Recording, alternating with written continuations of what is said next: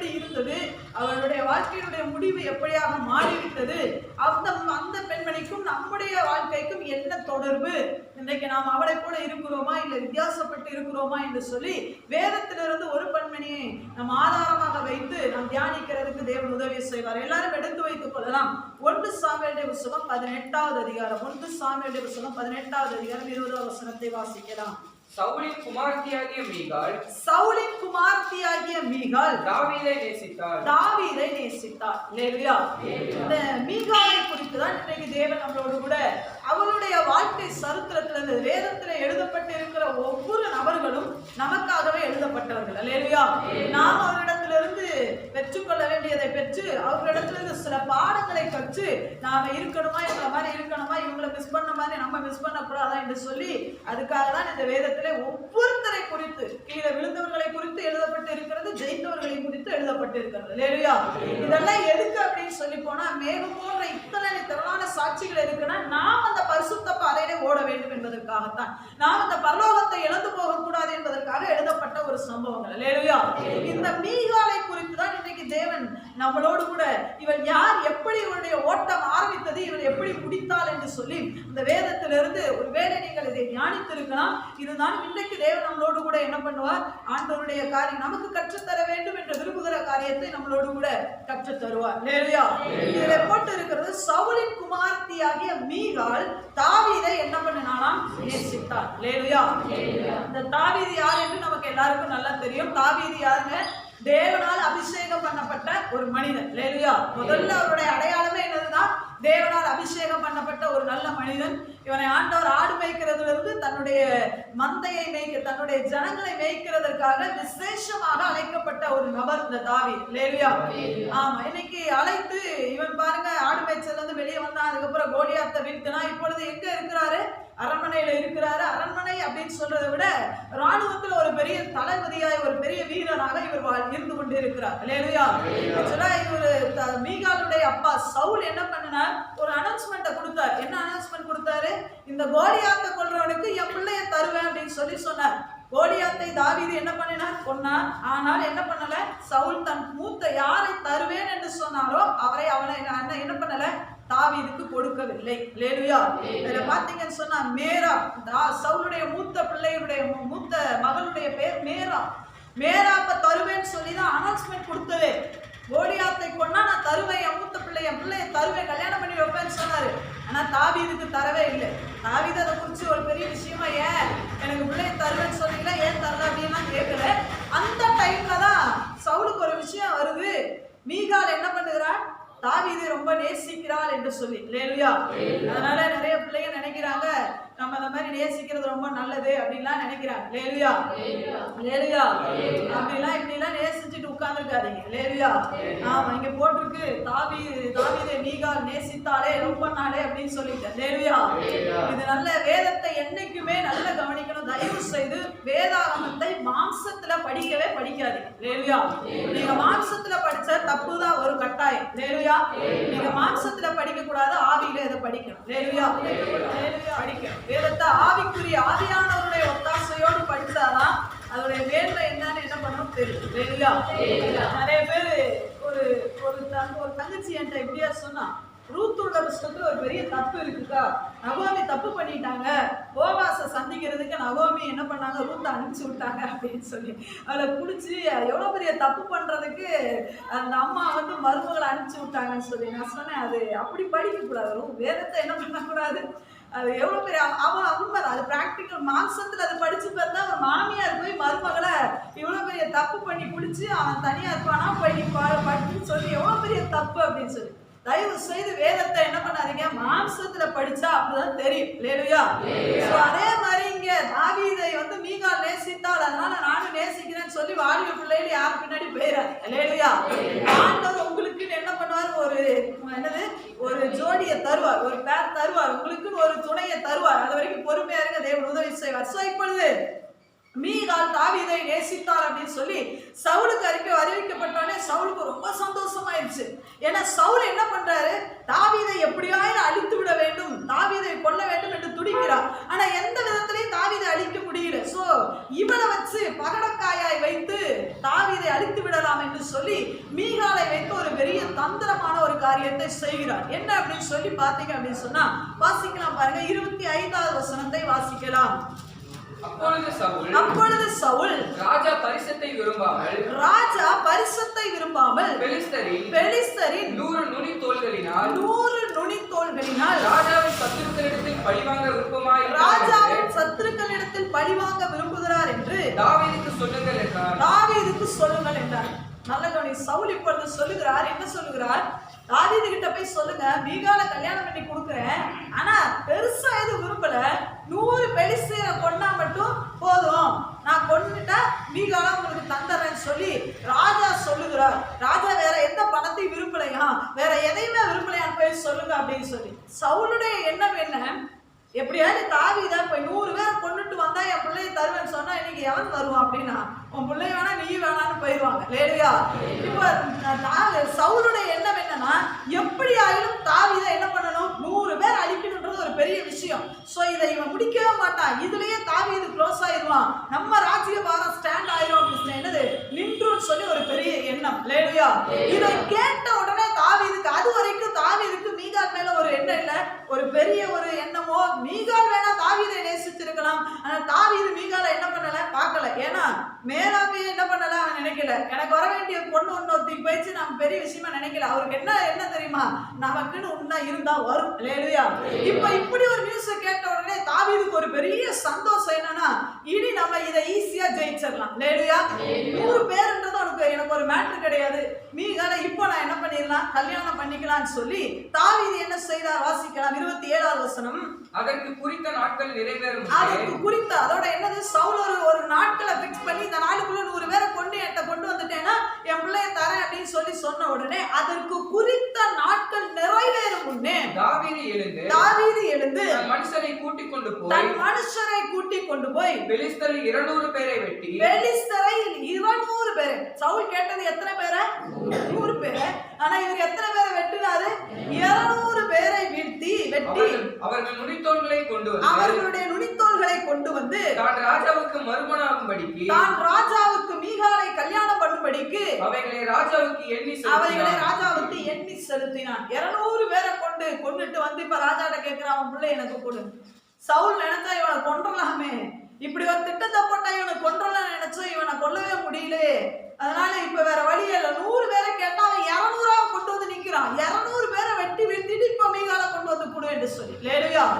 இப்பொழுது பாத்தீங்கன்னா யாராலையும் தடை பண்ணவே முடியல. சவுல் என்ன சொல்லிட்டாரு, சொன்னதுக்கு எல்லாருக்கும் முன்னாடி தாவீது அந்த காரியத்தை கொண்டு வந்து கொடுக்கும்போது ஒண்ணும் சொல்ல முடியல. இப்பொழுது கல்யாணமும் நடைபெற்று விட்டது. லேலுயா. யார்தான் பாக்குறோம், நம்ம மீகால தான். மீகால் நேசித்தால் தாவீதை, தாவீது அதற்காக என்ன பண்ணினார், தன் உயிரையே பணயம் வைத்தார். லேலுயா. தன் உயிரை பணயம் வைத்தது போல பணயம் வைத்து அவரை கைப்பிடித்து இருக்கிறார். சாதாரணமா கைப்பிடிக்கல. லேலுயா.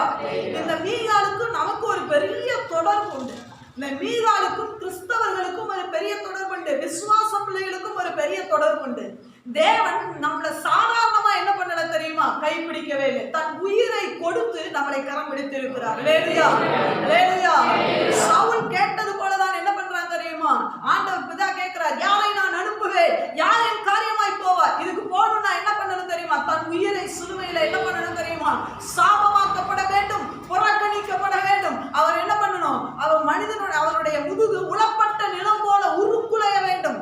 இந்த மனவாட்டியை பெற்றுக்கொள்ள வேண்டும் என்று சொன்னால் இவ்வளவு தியாகங்கள் பண்ண வேண்டும் சொல்லும் பொழுது என் இயேசு கிறிஸ்து என்ன பண்ணார் தெரியுமா, பரலோகத்திலே செல்ல குழந்தையா இருந்த என் இயேசு கிறிஸ்து தன்னையே தியாகமாக்கி, தன்னையே பலியாக செலுத்திதான் இந்த பூமிக்கு எனக்காகவும் உங்களுக்காகவும் வந்தார். நம்ம செஞ்சது என்ன தெரியுமா, அவருக்கு ஒரே ஒரு நியூஸ் வந்துச்சு, என்ன தெரியுமா, என் மனவாட்டி என்ன நேசிக்கிறா, அவ்வளவுதான். மீகாலுக்கு வந்த ஒரு பெரிய, தாவீதுக்கு வந்த ஒரு பெரிய ஒரு நல்ல சந்தோஷமான நியூஸ் என்ன தெரியுமா, மீகால் என்னை நேசிக்கிறார். மேராப் என்னை தள்ளி விட்டுட்டா, வேண்டான்னு சொல்லிட்டு போயிட்டா, ஆனா மீகால் என்னை நேசிக்கிறார். அந்த நேசிக்கிற என் மனவாட்டிக்காக நான் எதையும் செய்வேன் என்று சொல்லி தாவீது 100 கேட்ட இடத்துல 200 பேரை கொண்டு என் மனைவியை போய் என் கையில கொடு என்று சொல்லி வந்தார். இது சபைக்கும் தேவனுக்கும் உள்ள ஒரு உறவு. லேலுயா. இதை மீகாலுக்கும் தாவீதுக்குமா பார்த்தேன்னா நீ மாம்சத்திலேயே தான் பார்ப்ப. லேலுயா. இதை சபைக்கும் ஒரு தேவனுக்கும் உள்ள ஒரு உறவாக பார்த்தோம்னு சொன்னா நம்முடைய சபை எப்படி இருக்கிறது, இன்னும் சொல்லப்போனா நான் எப்படி இருக்கிறேன் என்பதை நன்றாக விளங்க முடியும். லேலுயா. சந்தோஷம். என்னை நேசிக்கிற ஒரு கணவன். நான் நேசித்ததை விட நான் நேசிக்கத்தான் செஞ்சேன். ஆனா என்னை கரப்பிடிக்கிறதுக்காக தியாகம் செய்து 200 பேர். இவனுக்கு இப்போ பயங்கர சந்தோஷம். தாவீதுடைய கையை பிடிச்சிட்டு எப்படி போயிருப்பா நீங்க நினைக்கிறீங்க? அந்த திருமண வீட்டுல எப்படி போயிருப்பா? ஒரு பெரிய கம்பீரமா எல்லாரும் என்னது ஆச்சரியமா பாக்குறாங்க. கொடுத்து வச்சவாப்பா இந்த மீகா. நம்ம கணவன்லாம் பணம் கொடுத்து நம்மளை கல்யாணம் பண்ணியிருக்கான். ஆனா இவர் மட்டும் என்ன பண்ணிருக்காரு? ஆமா, உயிரையே பணம் கொடுத்து இவளை கல்யாணம் பண்றதுக்காக உயிரை கூட என்ன பண்ணார்? இந்த யுத்தத்துல அவர் செத்துருந்தாருன்னா எந்த ஒரு பிள்ளையும் கல்யாணம் பண்ணிருக்க முடியாது. ஆனா தியாகம் பண்ணி இவளை கைப்பிடிச்சிருக்கிறாரு. அது மாத்திரம் இல்ல, அளவுக்கு குறையில்லை. தாவீதை போட்டிருக்க சிவந்த மேனியும் அழகிய கண்கள், ரூபம் உடையவர், அழகான ரூபம். அப்படி பார்க்கும்போது ஆசைப்படுற அளவுக்கு பெண்களுக்கெல்லாம் ஒரு பெரிய பொறாமை. அழகான பையன் கிடைச்சிருக்கான், யுத்த வீரன் வேற. கோலியாத்த ஏற்கனவே அவர் ஃபேமஸ். எல்லா இடத்துலயும் தாவீது, எந்த பக்கம் திரும்பினாலும் தாவீது தாவீது தாவீது தாவீது. அந்த டைம்ல ஃபுல்லா தாவீதுடைய பேர் தான். இல்லையா? சோ எல்லா பெண்களும் ஆச்சரியப்படத்தக்க அளவுக்கு இவளுக்கு ஒரு ஜாக்பாட் அடிச்ச மாதிரி என்ன பண்ணுச்சு? இந்த மீகாலுக்கு ஒரு வாழ்க்கை அமைந்தது. இல்லையா? இவள் ரொம்ப சந்தோஷமா இவளுடைய வாழ்க்கையை துவங்குகிறாள். ஆனா இவளுக்கு தெரியாம போயிருச்சு, அப்பாவுக்கு யாரும் பிடிக்காது, தாவீதை பிடிக்காது. இவளுக்கு கல்யாணம் ஆனதுக்கு அப்புறம் தான் கொஞ்சம் கொஞ்சமா விளங்குது. ஓஹோ, அப்பாவுக்கு நம்ம மாப்பிள்ளைய யாருக்கு பிடிக்கல, அப்பாவுக்கு பிடிக்கல. ஆனா இவளுக்கு ரொம்ப பிடிச்சிருக்கு. தாவீது ரொம்ப நேசிக்கிறான், மீகாலை ரொம்ப நேசிக்க போய் தான் அந்த 200 பேரை வெட்டி கரம் பிடித்தான். இப்பொழுது வாழ்க்கை போயிட்டே இருக்கும் பொழுது ஒரு சூழ்நிலையில தாவீதுக்கும் யாருக்கும் ரொம்ப முட்டிருச்சு, சவுலுக்கும் ரொம்ப பிரச்சனை முத்திருச்சு. இப்ப எப்படி ஆயிடும்? சவுலுக்கு இப்ப மருமகன் அப்படின்ற கோணம்லாம் இல்ல. 200 பேர் வெட்டி தன் பிள்ளைய கைப்பிடிச்சிருக்கானே, இவனை போட்டு தட்ட தன் பிள்ளை விதவி, அதெல்லாம் அவனுக்கு எதுவுமே தெரியல. அவனை எப்படியாவது முடிச்சு கட்டிடணும்னு பயங்கரமா பிளான் பண்றான். முடியல. ஒரு கட்டத்துல பாத்தீங்க அப்படின்னு சொன்னா நடக்கிறத என்ன வாசிக்கலாம்? 19வது அதிகாரம் 9வது வசனத்தை வாசிக்கலாம். கர்த்தரால் விடப்பட்ட பொல்லாத ஆவி. 19வது அதிகாரம் 9வது வசனம். கர்த்தரால் விடப்பட்ட பொல்லாத ஆவி சவுலின் மேல் வந்தது. அவன் தன் வீட்டிலே உட்கார்ந்து ஈட்டியை கையிலே பிடித்துக் கொண்டிருந்தான். தாவீது தன் கையினாலே சுரமண்டலம் வாசித்தான். அப்பொழுது சவுல் தாவீதை ஈட்டியினாலே சுவரோடே சேர்த்து உருவ குத்தி போட பார்த்தான். ஆனாலும் இவன் சவுலுக்கு விலகினதினாலே அவன் எறிந்த சவுல் எறிந்த ஈட்டி சுவரிலே பட்டது. தாவீதோ அன்று ராத்திரி ஓடி போய் தன்னை தப்புவித்துக் கொண்டான். தாவீதை காவல் பண்ணி, தாவீது தப்பி போயிட்டான் தெரிஞ்ச உடனே சவுல் ஒரு விஷயத்தை சொல்றாரு. தாவீதை காவல் பண்ணி மறுநாள் காலமே அவனை கொன்று போடும்படிக்கு சவுல் அவன் வீட்டுக்கு சேவகரை அனுப்பினான். நல்ல கவனிக்க. இப்ப நடந்தது என்ன? ராத்திரி இந்த தாவீது செய்கிற தியாகத்தை பாருங்க. ராத்திரி தன் மனைவியோடு கூட இருக்கிறான். இப்போ ஒரு நியூஸ் வருது, சவுலுக்கு என்னாச்சு? அசுத்தாவி வந்து பிடிச்சு அலறிட்டு இருந்தான். உடனே சுரமண்டலம் எடுத்து வாசிக்க வரான், எப்படியாவது மாமா குணப்படுத்தணும்னு சொல்லி. இல்லையா? இப்பொழுது வந்து வாசிச்சுட்டு இருக்கும்போது அந்த ஆவி இவனை கொலை செய்யணும் தானே அவனை தேடுது. இப்பொழுது ஈட்டி எடுத்து எரியும் பொழுது பட்டு விலகிறான். இப்பொழுது அவன் சொல்லுகிறான், சேவகரை அனுப்பி. அவன் வீட்டுலதான் இருக்கான். யாரோட இருக்கிறான்? மீகாலோடு கூட இருக்கிறான். கணவன் மனைவியா இருக்கிறாங்க. இப்போ ஒரு நியூஸ் வருது, சேவகரை அனுப்பி அவன் சொல்லுகிறான், ராத்திரி வரைக்கும் அவனை காவல் பண்ண, வீட்டை சுத்தி ரவுண்ட் அடிச்சு பாதுகாரு, காலையில அவனை கொண்டு போட்டணும், வீட்டை விட்டு அவன் தப்பிக்கவே கூடாதுன்னு சொல்லி சேவகரை அனுப்பிவிட்டான். இந்த செய்தி மீகாலுக்கு இப்பொழுது வருகிறது. யாரை கொல்லணும்னு அப்பா முடிவு பண்ணிட்டாரு? நம்ம புருஷனை கொண்டு போடணும்னு முடிவு பண்ணிட்டாரு. நம்ம மணவாளனை என்ன பண்ணணும்? முடிச்சு கட்டணும்னு முடிவு பண்ணிட்டாருன்னு சொல்லி இவளுக்கு அந்த நியூஸ் வருது. ஏன்னா வீட்டுக்கு முன்னாடி சேவகர்கள் நிக்கிறாங்க. இவ கேட்கிறா, ஒருவேளை கேட்டிருக்கலாம், ஏன் நிக்கிறீங்க அப்படின்னு கேட்டா, ராஜாவுடைய கட்டளை. என்ன கட்டளை? தாவீதை கொண்டு வர வேண்டும், முடிஞ்சா கொண்டு வா, இல்லைன்னா கொன்று வா என்று சொல்லி கட்டளை. எப்படி? கொண்டு வா, இல்லைன்னா என்னவா? கொன்று வா என்று ஒரு கட்டளை வந்திருக்கு. இப்பொழுது பாருங்க, ஒரு மனைவிக்கா அவளுக்கு பதறுகிறா, ஐயோ நான் இப்பதான வாழ்க்கையை தொடங்கி இருக்கேன், குழந்தையும் எதுவும் இல்லை, இப்பதானே எல்லாரும் பெருமைப்படக்கூடிய அளவுக்கு இந்த தாவீதை கரப்பிடித்தேனே, இப்பொழுது என்னது என்னுடைய உடன் என்னது என் தகப்பனாரே கொண்டு நிற்கிறாரே. இவளுக்கு ஒண்ணுமே ஓடல. தாவீதுக்கு இதை பத்தி தெரியல, அவன் தூங்கிட்டு இருக்கிறான். இவளுக்கு யோசிச்சுக்கிறா, இப்ப என்ன செய்யட்டும், தாவீதை என்ன பண்ணட்டும். இவளுக்குள்ள ஒரு குழப்பம் நடக்குது. இந்த டைம்ல தான் மீகால ஒரு விஷயத்தை செய்யறாரு பாருங்க. வசனத்தை தொடர்ந்து வாசிக்கலாம். மீகால் தாவீதை ஜன்னல் வழியா இதை 11 வசனத்துல இதை தாவீதுக்கு அவன் மனைவியாக மீகால் அறிவிக்கிறாள். யார் சொல்றா? மீகால்கிட்ட போய், நான் தாவீது கிட்ட போய் மீகால் சொல்லுகிறேன், ஏங்க இப்படி ஒரு விஷயம், எங்க அப்பா அவங்களை கொண்டு போடுறதுக்கு முடிவு கட்டிட்டாரு, அதனால வேற வழியில சேவகர் வெளியே நிக்கிறாங்க, நீங்க வெளியே போயிட்டா புடிச்சிட்டு போயிடுவாங்க, உங்களை காலையிலே கொல்லணும் நிக்கிறாங்க அப்படின்னு சொல்லி அறிவித்து அவர் சொல்லுகிறா பாருங்க, நீர் இன்று ராத்திரியில் உம்முடைய பிராணனை தப்புவித்துக் கொள்ளாவிட்டால் நாளைக்கு நீர் கொன்று போடப்படுவீர். வேலையா என்ன சொல்ற? இன்னைக்கு நீ தப்பிக்கலைன்னா நாளைக்கு நீ செத்து போயிடுவ அப்படின்னு சொல்லி அது ஒருவேளை அழுதுருக்கலாம். ஒரு மனைவி கணவன் இறக்குறா அப்படின்னு சொல்லும்போது எந்த மனைவிக்குமே ஒரு வேதனை இருக்கதான் செய்யும். இல்லையா? இப்போ அழுறா, இப்ப பாருங்க, அப்படி அழுதுட்டு இவ சொல்ற ஒரு விஷயத்த செய்யறா. என்ன செய்யறானா 12ஆம் வசனத்துல, மீகால் தாவீதை ஜன்னல் வழியாய் இறக்கி விட்டாள். தாவீதை ஜன்னல் வழியாய் இறக்கி விட்டால் அவன் தப்பி ஓடி போனான். நல்ல தாவீதை என்ன பண்ணனானா, இவள் செய்த தவறு என்ன? தன்னை கரம் பிடித்த, தன் உயிரை தியாகம் பண்ணி தன் கரம் பிடித்த தன் கணவனை ஜன்னல் வழியா இறக்கி விட்டது வேணா ஒரு பாவிக்கு நல்லா இருக்கிற மாதிரி தெரியும். தன் கணவனை அழிக்க தேடுகிற தன்னுடைய தகப்பன் கிட்ட இருந்து தன் கணவனை அவள் காப்பாத்தின உத்தமி, அவள் பாசக்கார பெண் என்று சொல்லி ஒரு வேளை அப்படி தெரிகிறது போல காணப்பட்டாலும் இங்க இருக்கிற மறைந்திருக்கிற ஒரு பெரிய தவறு என்ன தெரியுமா? தாவீதை இறக்கி விட்ட கையில இவளு இறங்கி இருக்கணும். தாவீதை ஜன்னல் வழியா இறக்கி விட்டா பாத்தீங்களா? அப்ப என்ன தெரியுமா சொல்லியிருக்கணும்? நானும் உங்க கூடயே வரேங்க, நீங்க இல்லாத வாழ்க்கை எனக்கு ஒண்ணுமே இல்லை. ஆனா மீகால் என்ன பண்ணிட்டா தெரியுமா? கண்ணீரோட இறக்கி விட்டுருக்கலாம். ஆனா தாவீதுக்கு பின் செல்ல அவளால முடியல. காரணம் என்ன தெரியுமா? நிறைய நேரம் மீகாலை போலதாங்க இன்னைக்கு நம்ம கிறிஸ்தவ வாழ்க்கை. அரண்மனை வாழ்க்கை சந்தோஷம், வெற்றி வாழ்க்கை சந்தோஷம், சந்தோஷமான வாழ்க்கை, ரொம்ப ஹாப்பியா வாழ்றோம். ஆனா பாடுன்னு ஒண்ணு வந்துட்டா பரமனுக்கு பின் செல்ல தயங்கிடுவாங்க. இந்த மீகாலுடைய முதல் தவறு என்ன தெரியுமா? அரண்மனையில கோலியாத்தை வீழ்த்தினவனுடைய மனைவியின் சொல்லும்போது கௌரவமா இருந்தது. 200 பேரை வெட்டி என்னை கைப்பிடிச்சிருக்கான்னு சொல்லும்போது நிமிர்ந்திருந்தது. இவருடைய தேவைகளை எல்லாம் தாவீது சந்திக்கும் பொழுது ஒவ்வொரு முறையும் வெற்றியோடு வரும்பொழுது சந்தோஷமா இருந்தது. தன் அப்பாவுக்காக அவன் சேவை செய்யும் பொழுது ரொம்ப சந்தோஷமா இருந்தது. இப்பொழுது அவன் ஜன்னல் வெளியா இறக்கி விடும் பொழுது பின்னாடி போறதுக்கு இவள் கால்கள் ஏனோ தடுமாறுது. காரணம் என்ன தெரியுமா? அரண்மனை வாழ்க்கை என்னை விட்டு விலகுமே, இவன் எங்க போறான் தாவீது தெரியாது. தாவீதுக்கு வேணா வனாந்தரம் என்னது ஈஸியான ஒரு வழியா இருக்கலாம், ஆனா எனக்கு ஈஸி கிடையாது. என்னால பாடுகளை என்ன பண்ண முடியாது, சகிக்க முடியாது, பாடுகளை பட முடியாது. இன்னும் சொல்லப்போனா நான் ஹீல்ஸ் போடுற ஆளு. வனாந்தரத்துல எங்க போய் ஹீல்ஸ் போடுறது? காட்டுல போய் ஹீல்ஸ் போட்டு நடக்க முடியாது. ஒரு இளவரசி எப்படி இருந்திருப்பான்னு ஒரு இமேஜின் பண்ணி பாருங்க. நம்மள மாதிரி இருந்திருப்பாங்க நீங்க நினைக்கிறீங்களா? அந்தந்த நேரத்துக்கு அந்தந்த உணவை சாப்பிடுவாங்க பார்த்துருக்கீங்களா? காலையிலனா இந்த உணவு, மதியானம் இந்த உணவு, அவங்க ஒரு ப்ரொசீஜர் தான். வேலை செய்யறதுக்கு வேலைக்காரங்க நிறைய பேர் இருப்பாங்க. ஆனா இப்ப தாவீதோட கைத்துல இறங்கினா ஒருத்தரும் இருக்க மாட்டாங்க. ஹீல்ஸ் போட முடியாது, நம்ம வாங்க நினைக்கிற ட்ரெஸ் போட முடியாது. எந்த கடையில போய் எந்த ஹீல்ஸ் வாங்குறது, எந்த கடையில போய் ட்ரெஸ் வாங்கி தர்றது, இவன் எங்க போவான்? இப்போ ஒருவேளை பேச்சு நடந்திருக்கலாம். மாமா நீங்க எங்க போறீங்க? நம்ம ஊருக்கு கேட்ட மாதிரி என்ன கேட்டிருப்பா? மீகால் கேட்கறான், மாமா எங்க போறீங்க? தெரியாது. அப்பா வீட்டுக்கு போவீங்களா? இல்லை.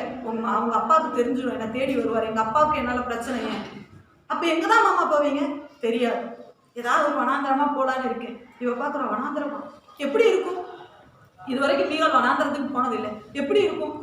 அங்கே என்ன ஒரே பாலைவனத்தில் ஒன்றுமே இருக்காது, அங்கே இருக்கிற மிருகங்கள் தான். அங்கே போய் எப்படி தங்குவீங்க? குளிர் இருக்குமே. ஆமாம் தங்கித்தான் அவங்க, வேற வழி இல்லை. எல்லாத்தையும் தூக்கிட்டு இப்போ போக முடியாது என்னால்.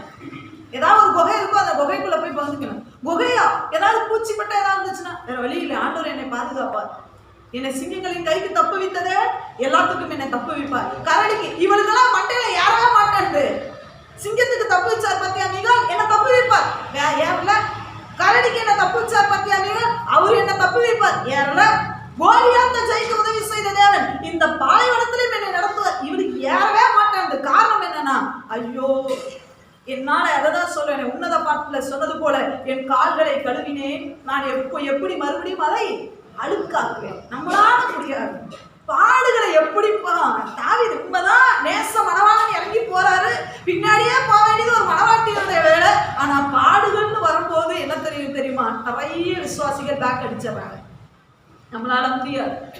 இயேசு உங்களுக்கு சுகம் தருகிறார், இந்த இயேசு எனக்கு வேணும். இயேசு உங்களுக்கு பணம் தருவார், பேங்க்ல டெபாசிட் பண்ணுவார், இந்த இயேசு வேணும். இயேசு உங்களை எல்லாரையும் காட்டிலும் மேன்மையா வைப்பார், இயேசு வேணும். ஆனா ஆண்டவர் சொன்னார், உலகத்தில் உங்களுக்கு உபத்திரவம் உண்டு, ஆனாலும் திறன் கொள்ளுங்கள், நான் உலகத்தை ஜெயித்தேன். அது சொன்னா கிறிஸ்தவ உலகம் சொல்லுது உபத்திரவம் எனக்கு வேண்டாம். வசனம் சொல்லுகிறது உபத்திரவம் உண்டு. அந்த ஆண்டு தாவீதோடு இறங்குறது. அது இந்த உபத்திரவம் எதுக்கு தெரியுமா? நம்மளை சீர்படுத்தலாம். இன்னைக்கு நிறைய நேரம் நம்ம நினைக்கிறோம் உபத்திரவம் ஏன் தெரியுமா? தாவீதே சொல்லுகிறான், நான் உபத்திரவப்பட்டது எனக்கு நல்லது, அதனால் உமது பிரமாணங்களை கற்றுக்கொண்டேன். அந்த உபத்திரவத்தின் பாதையில கிறிஸ்துவுக்கு பின்னாடி போகிற சீடர்கள் எத்தனை பேர்? இன்னைக்கு நிறைய நேரம் நம்மளால உபத்திரவத்துக்கு போகும்போது ஆண்டவர் விட்டா பின்னாடி போயிடுறோம். மீகாவை போல தவறு பண்ணிடுறோம். ஆனா ஆண்டவர் எனக்கு வேணுங்க, ஆண்டவரை காப்பாத்துனதே நான் தான். மீகா யார? தாவீது காப்பாத்துனதே நான் மட்டும் இல்லைன்னா தாவீது உயிர் படைச்சிருக்கவே முடியாது. இல்லை இல்லை, அங்கதான் உனக்கு வைக்கிற முதல் டெஸ்டே அங்கதான். முதல் பரீட்சை என்ன தெரியுமா? இந்த கைத்துல இறக்கி விட்ட பாத்தியா, அதே கைத்துல நீ போயிருக்கணும் கூட. நீ எங்க போனாலும் நான் வரேன். வாழ்க்கை கஷ்டமா இருக்கும். இந்த நம்முடைய கிறிஸ்தவ உலகத்தினுடைய கிறிஸ்தவ என்னது இந்த தேசத்துடைய பேஸ்மெண்ட் என்ன தெரியுமா? உபத்திரம்.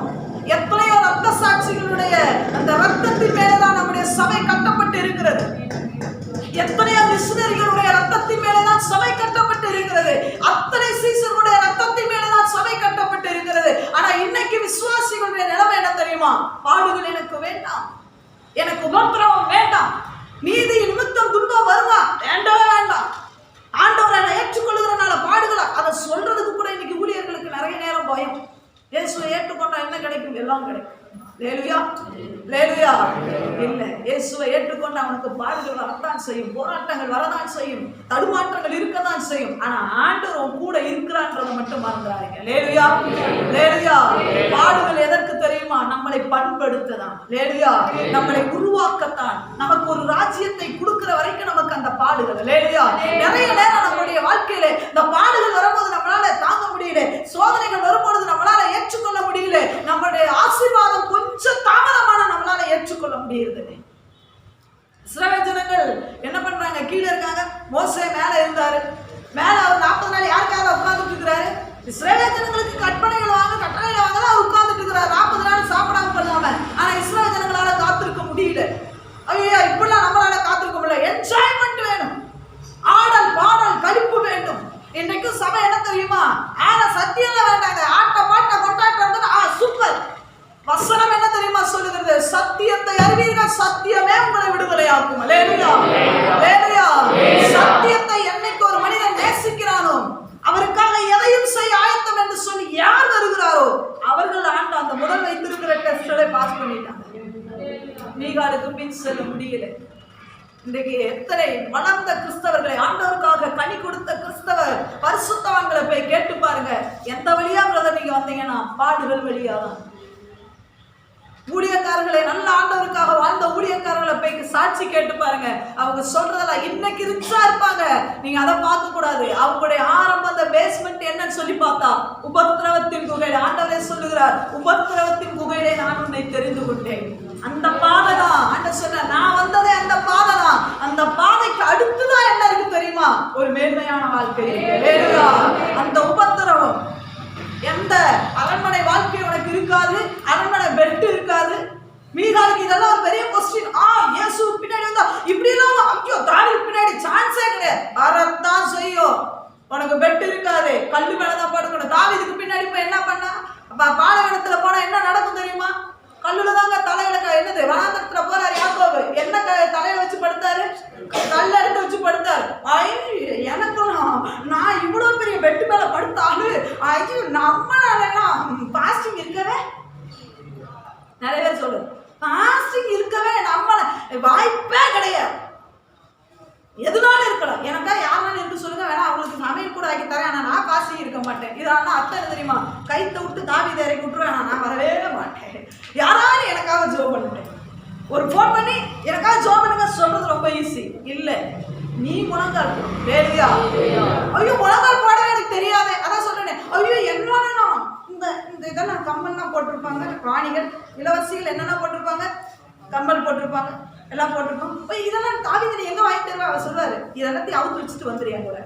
லேலுயா லேலுயா. தன் சிலுவையை எடுத்துக்கொண்டு என்னை பின்பற்றாதவன் எனக்கு சீஷன் அல்ல. லேலுயா. இதெல்லாம் எப்படி கட்டுறது ஆண்டவரே? இதெல்லாம் கழட்டிட்டு அவங்க கூட வரணுமா? ஆமா எல்லாத்தையும் கழட்டிடணும். நான் உனக்கு ஒரு நாள் வாங்கி தருவேன். என்னைக்கு வாங்கி தருவீங்க? வாங்கி தருவேன். எல்லாத்துக்கும் ஒரு ஆணியா நீ மாறுவ. உன்னை நான் ஆண்டவர் நம்மளை கொண்டு என்ன ராஜாவா வச்சிருக்காருன்னா நீ தான் என் அடுத்த ஸ்தானத்துல ராணி பட்டத்தை பெறுவ. நிச்சயமாய் ஆண்டவர் ஆபிரகாமை அழைத்தார். ஆபிரகாமுக்கு சாரா தான் சரியான ஜோடி. ஏற்ற நாள் ஆண்டவர் உயர்த்துவார், ஒரு பிள்ளையை தருவார். அதே போல ஏற்ற நாள் நமக்கு ஒரு ராஜ்யபாரத்தை தருவார். நம்மளை நிச்சயம் இந்த நிலைமையில வச்சிருக்க மாட்டார்னு தாவீது ஒரு வேலை கூப்பிட்டு இருக்கானா? நீங்க அது சொல்றா இல்ல, என்னால வரவே, நீங்க வர்ற வரைக்கும் நான் இப்படியே இருப்பேன், உத்தமையா இருப்பேன். என்ன சொல்லியிருப்பாங்க? ஒருவேளை வேதத்துல அது போடல, ஒருவேளை என்ன சொல்லியிருப்பாங்க? தாவீதே நீ போ, நீங்க எப்படினாலும் என்ன பண்ணுவீங்க, எங்க அப்பா காலம் முடிஞ்சிச்சு, நிச்சயமா தேவன் உங்களை ராஜ்யபாரத்தில் அமர்த்துவார், அப்பொழுது நீங்க வரும்பொழுது நான் அப்படியே கற்பு குறையாம அப்படியே இருப்பேன்னு சொல்லி அனுப்பிச்சார். தாவீதுக்கு ஒரு ஏக்கம் வந்திருக்கும். 200 பேரை கொண்டு உன் மேல வைத்த அன்புக்கு நீ கொடுக்குற பரிசு இல்லைனா? நான் அனுபவிச்ச பாடுகள்ல நீ கொஞ்சம் கூட அனுபவிக்கலையே. எனக்காக இறங்கி இந்த கயிறை பிடிச்சு இறங்கி வர்றதுக்கு உனக்கு எவ்வளவு தயக்கம். இது எல்லாத்தையும் விட்டுட்டு என்னால வர முடியாது. இது எல்லாம் அதான் சொல்ற, கலப்பையின் மேல் தன் கையை வைத்து விட்டு பின்னிட்டு திரும்பி பார்க்கிறவன் எவனும் தேவனுடைய ராஜ்யத்துக்கு தகுதியுள்ளவன். அவன் சீசனா இருக்க முடியாது. வச்சாச்சா அதான் ஆண்டவர் சொல்றாரு, என்னை விட வேற யாரையும் நேசிக்காத, அவ்வளவுதான். அதான் தகுதியே. சீசனுக்குள்ள தகுதி என்ன தெரியுமா? என்னை காட்டிலும் தகப்பனையாவது தாயையாவது பிள்ளையாவது பணத்தையாவது எதையும் நீ முன்னாடி வச்சு அதுக்காக அழுவேன்னு சொன்னா சீசன் கிடையாது. நீ தாவீதுக்கு பின் செல்பவன் கிடையாது. இவன் எல்லாத்தையும் நேசிக்கிறான். விட்டா தாவீது அரண்மனையில இருந்துட்டா ரொம்ப நல்லா இருக்கு, போறானே தெரியுது. என்ன பண்ணலாம்?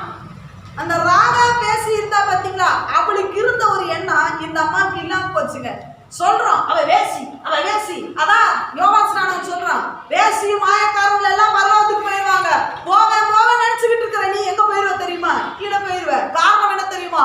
வேசி தான் அவ ராகா பேசி. எடுத்த முடிவு என்ன தெரியுமா? ஒரு ராஜ்யபாரத்துக்கு ஆப்போசிட்டா முடிவு எடுக்கிறா.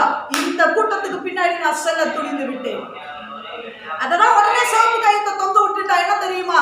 நீ வர்றதுக்கு, உன்னை ஏத்துக்கிறதுக்கு நான் ரெடி, நீ எப்ப வந்தாலும் நான் ஏத்துக்க ரெடி, அந்த இயேசுவின் ரத்தத்தை நான் ஏற்றுக்கொள்கிறேன் என்று சொல்லி அவர்கள் சிவப்பு கயித்தை தொங்க விட்டதனுடைய அடையாளம் என்ன தெரியுமா? இயேசுவின் ரத்தத்தை நான் ஏற்றுக்கொள்கிறேன், நீ ஆராதிக்கிற தேவனை மெய்யான தேவன் என்று சொல்லி அவள் ஏற்றுக்கொண்டார். ஆனால் இந்த மீகாலுக்கு என்ன தெரியுமா? எல்லாத்தையும் விட ஆயத்தம். அதான் என்கிட்ட ஒரு சகோதரி கேட்டான், என் வாழ்க்கையில் ரொம்ப பிரச்சனை சிஸ்டர், சந்தோஷம் என்ன பிரச்சனை இப்படின்னு. நம்ம சபையில தான் இருக்காங்க.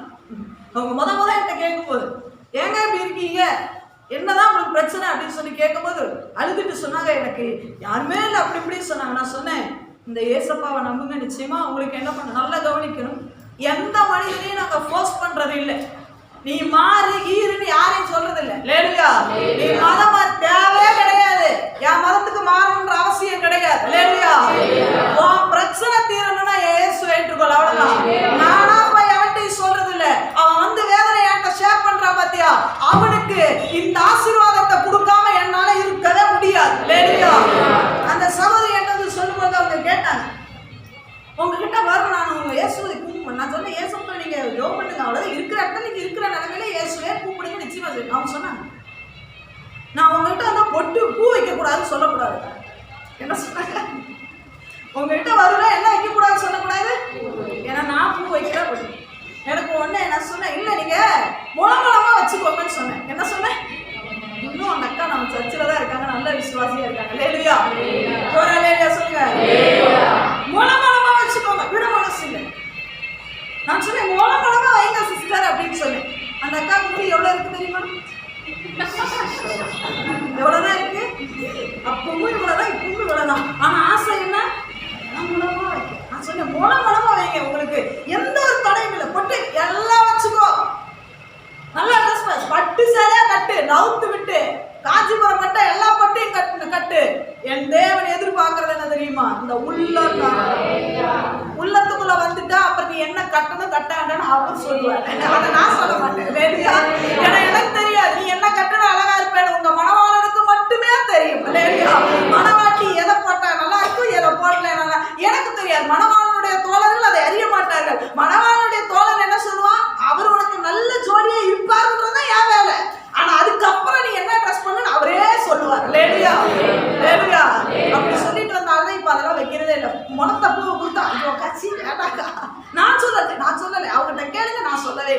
அல்லேலூயா. அப்ப விட மனசு இல்லை, உள்ள வரணும்னாவே இதெல்லாம் விட்டுருமோ, வெள்ளை வெள்ளையா போடணுமோ இல்லை. அது நிறைய நேரம் அந்த கடினமான பாடுகளுக்குள்ள வர்றதுக்கு நிறைய விசுவாசிகளுக்கு என்ன இல்லை தெரியுமா, மனசே கிடையாது. அதனால அதான் சொல்ற, கடினமான காரியங்கள் கரெக்ட் டைம் வரணும். அப்பா இந்த சபைக்கு போகவே முடியாதுப்பா, ஏன் ரொம்ப ஸ்ட்ரிக்ட்டுப்பா, 3 வாரம் வந்தால் தான் தருவாங்க, என்னென்னமோ சொல்றாங்க, ஜோம் பண்ணணுமா, இப்படி பண்ணணுமா, அதை செய்யணுமா, ஐயா கைத்த கூப்பிட்டு தாவிதே நீர் போ, நாங்க என்ன நீ என்னமா பண்ற, அரண்மனையில ஆராதனை நடக்கிறது, அந்த விஷயத்திலே நாங்க பங்கு பெறுவோம். ஆராதனை தலைவர் யார், ஆராதனை யார் நடத்துவா, சவுல் நடத்துவா, மெசேஜ் யார் கொடுப்பா, யாராவது ஒருத்தர் கொடுப்பாங்க. அவர் சொல்ற, நான் தானமா சுரமண்டலம் வச்சிருக்கேன், என் பின்னாடி வாமா, நான் சுரமண்டலம் வாசாலும் அப்படிக்குள்ள ஆவியா போகுது. நீ என்ன நல்ல ஆராதனை பண்ணினாலோ எனக்கு தேவை என்ன தெரியுமா, ஏசி போட்டிருக்கணும். அப்படி ஒண்ணுமே குழுங்காம வைக்காம சேர்ல உட்காந்து ஆராதனை பண்றோம்னா பாட கூட மாட்டோம், நாங்க அப்படியே லைச்சு உட்காந்துருக்கோம், அப்படி சும்மா ஒரு என்னது அது கூட நவர கூட மாட்டோம், அப்படி வேக கூட வராம நாங்க என்ன பண்ணணும், அதுதான் வேணும். ஐயா நீ ஆராதனை பண்ண கூப்பிடுறீரு, பாலைவனத்துல என்ன கூப்பிடுறீரு, நம்ம ஆளெல்லாம் இங்கெல்லாம் நமக்கு கூட்ட வேணும், எப்பவுமே என்ன வேணும், நீங்க நிறைய விசுவாசி ஆமா எந்த சர்ச்சுக்கு போறீங்க, 1000 பேர் போறோம் பார்த்தீங்களா, அந்த சர்ச்சுக்கு போறோம். எத்தனை பேர் போறாங்கன்னா மேல எத்தனை பேர் போவாங்க, 1000 பேர் வராங்க, 1000 பேர் பேர் தெரியுமான்னு கேட்டா தெரியாது, என்ன சத்தியம் சொன்னாங்க அதுவும் தெரியாது. ஆனா 1000 பேர் எங்க பாஸ்டர் அப்படி அந்த காதை வந்து இறங்குனாருன்னா என்னங்க, சபை எங்கேயோ போயிட்டு. அல்லேலூயா. மீகாலுடைய நிலைமை தான், அரண்மனையை விட்டு இறங்க மனசே இறங்கி தாவீது வேற எப்படி போயிருப்பார் நீங்க நினைக்கிறீங்க, வேதத்தை பிராக்டிக்கலா யோசிச்சு பாருங்க. தாவீது 200 பேரை கொண்டு அவளை கைப்பிடிச்சேன், அவள் மாடியில நின்று இப்போ அரண்மனையில இருந்து ஜன்னல் வழியா இறக்கி விடும்போது தாவீது எவ்வளவு ஒரு பெரிய வேதனையோட அவர் போயிருப்பார் நினைக்கிறீங்க.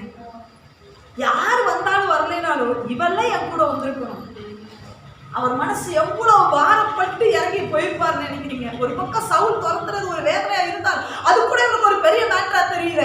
இவள் வந்து என்னை நம்பி வருவாள் என்று சொல்லிதான் என்னை கைப்பிடிச்சேன், இவள் இப்ப என்ன கயிறு கட்டி இறக்கி விட்டு அப்படியே மேல நிக்கிறா, இவன் மனது அப்படி தம்பித்து போய் தான் ஓடுகிறான். முதல் தவறு. 2வது, இப்ப இவனுடைய வாழ்க்கை இப்படி போயிட்டே இருக்கு. தாவீது ஒரு பக்கம் படாந்திரம், சவுல் ஒரு பக்கம் என்ன பண்றாரு, சுத்தி சுத்தி துரத்துறாரு, முடியல. ஆனா கேள்விப்படுறாரு தாவீது உயிரோட இருக்கிறாருப்பா.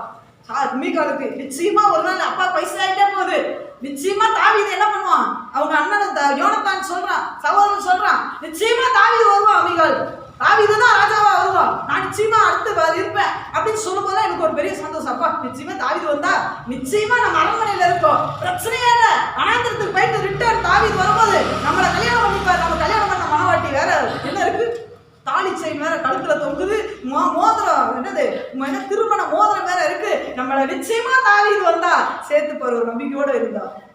அந்த நம்பிக்கையில் ஒரு பெரிய குண்டா சவுல் தூக்கி போடுறாரு பாருங்க. வாசிக்கலாம் 21 சாமுவேல் சொல்லும் 25வது அதிகாரம் 44வது வசனத்தை வாசிக்கலாம். சவுல் தாவீதின் மனைவியாகிய மீகாள் என்னும் தன் குமாரத்தியை காலி மூரானாகிய லாயிசின் குமாரனான பல்திக்கு கொடுத்திருந்தான். கல்யாணம் என்ன நியூஸ் வருது, சவுல்ட்ட இருந்து மீகால் ஒரு நியூஸ் வருது, மீகால் உனக்கு கல்யாணம், நினைக்கிறப்போ என்ன சொல்லி உன் மோதிரத்தை கழட்டு, அந்த பரதேசி போட்ட மோதிரம் உனக்கு. யாரு பரதேசி? வசனம் சொல்லுகிறது, ஆபிரகாம் சொல்லுகிறான், நான் பரதேசி, பூமியிலே நான் பரதேசி. உலகம் அப்படிதாங்க நம்மளை பார்த்தா சொல்லும், அனுபவிக்க தெரியாம, சந்தோஷத்தை அனுபவிக்க தெரியாம. சவுல் இப்ப சொல்ற அந்த மோதிரத்தை கழட்டு மீகால், உனக்கு அது வேண்டாம், அவன் வரப்போறது இல்லை, அவன் வளர்ந்து சுத்திட்டு போறான் அந்த பரதேசிக்கு, அவன் உனக்கு வேண்டாம். இவன் சொல்றான், அப்பா என்னதான் இருந்தாலும் அவர் என் கணவன், அவன் சொன்னான் உனக்கு நல்ல வாழ்க்கையை அமைச்சு தரப்போறேன், அந்த மோதிரத்தை கழட்டு, அந்த தாலியை தூக்கி போடு. ஒரு மனைவியா இருந்து என்ன செய்திருக்கிறோம், நீங்களும் நானா இருந்தா என்ன செய்திருப்போம் யோசிச்சு பாருங்க. இந்த இந்தியா எப்படிப்பட்ட நாடு தெரியுமா, எப்படி இருந்தது தெரியுமா, கணவன் இறந்தா உடன்கட்டை ஏறுகிற பெண்கள், உண்மையா இல்லையா? குடிகாரன் ஆனா இருந்தாலும் இதே என்னது ஃபாரின்ல பாத்தீங்கன்னா பிரச்சனைனா உடனே டைவர்ஸ் அப்ளை பண்ணிடுறான். ஆனா இந்தியாவில மட்டும்தாங்க குடிகாரனா இருந்தாலும் அட்ஜஸ்ட் பண்ணி அடி உத வாங்கி அப்படி தாலி எடுத்து இப்படி ஒரு என்னது இப்படி கண்ணுல ஒத்தர கூட்டம் யார் தெரியுமா, நம்ம கூட்டம். லேலுயா. அதுக்காக நம்ம பெருமைப்படணும். லேலுயா சொல்லலாமா? அப்படிப்பட்ட ஒரு பெண்களுக்கு மத்தியில இவன் சொல்றான், உயிரோட தாவீது உயிரோட